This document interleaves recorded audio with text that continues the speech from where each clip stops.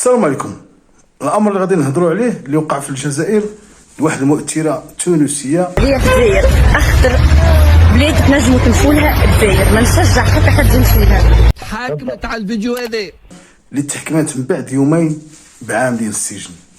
تعرضت للتحرش من الاشخاص ومني شكات الشرطه تم التحرش بها. من بعد درت فيديو ونشرته على مواقع التواصل الاجتماعي، دارت قرباله تم القبض عليها في يومين، حكموا عليها باش بسنه. ياك ما تهدي شي جاسوسه.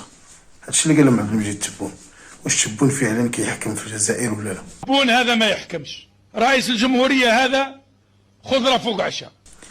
هاد السيده هذه قالت بان من المناطق التي لا ينصح بزيارتها هي الجزائر. كل شيء يتحرش بيك، الشرطه، الشباب، الناس في الشارع. سمع بعدا اش قالت من بعد كمل. مستغربين فيا كيف بدلت من دار جابون، حتى منو خليت عبايه اصل سروال لا رجل ما سلمناش. بالحق سامحوني على الفيديو اللي نشكر فيه من النهار الاول خاطر مازلت ما وصلتش. مالغري سا راهي خطيره برشا، خطيره داير اخطر من اللي تتوقعوا. البارح شختونا، البارح كلمنا الحاكم والحاكم اخمج واسقط منهم. على الاقل هما العباد يحاولوا يسمعوك الكلام خايب، يحاولوا يخطفوك. مالغري سا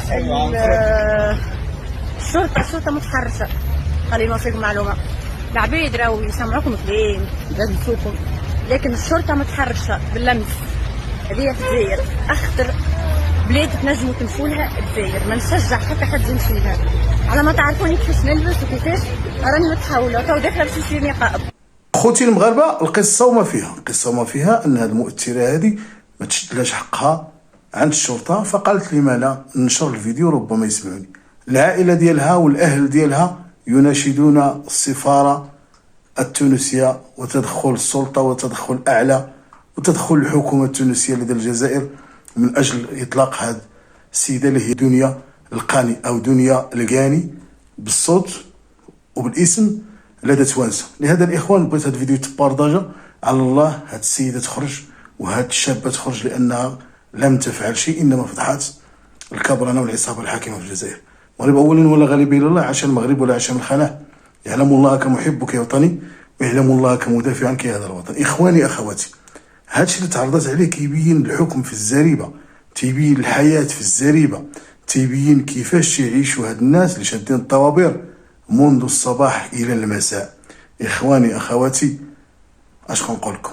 ظهر الحق وزهق الباطل. الكبرانه والزريبه والجزائر من البلاد اللي ممكن ما تمشيش ليها وما تعيش ليها، وهذا الشيء علاش تفرضات التاشيره على المغاربه باش ما يشوفوش الحقيقه ديال دوله مثل الجزائر. نتوما شكون هو الراي ديالكم؟ وانتوما شكون هما الاسقاطات ديالكم على دنيا القاني اللي هي قلت لكم في الاول ديال الفيديو مؤثره تونسيه تعرضت واعتقلت في يومين، تم المحاكمه ديالها بسنه من السجن لانها فضحات الحقيقه ديال نظام الجزائر، كبرنة الجزائر، الشرطه في الجزائر والحياه في الجزائر. نخليكم تسمعوا لها، نخليكم تسمعوا المجموعه ديال التوانسه ونكملوا الفيديو. ولكن ما تنساوش بعيد لا تحرمنا من الاعجاب ومتابعه الحساب. خليتكم على خير، السلام عليكم، الى اللقاء. تبون هذا ما يحكمش، رئيس الجمهوريه هذا خضره فوق عشاء. سليل هؤلاء الكبرانات. عملت فيديو على الفيسبوك حكيت على التحرش اللي صار لها، تحاكمت على الفيديو هذا بالضبط. هذا هو.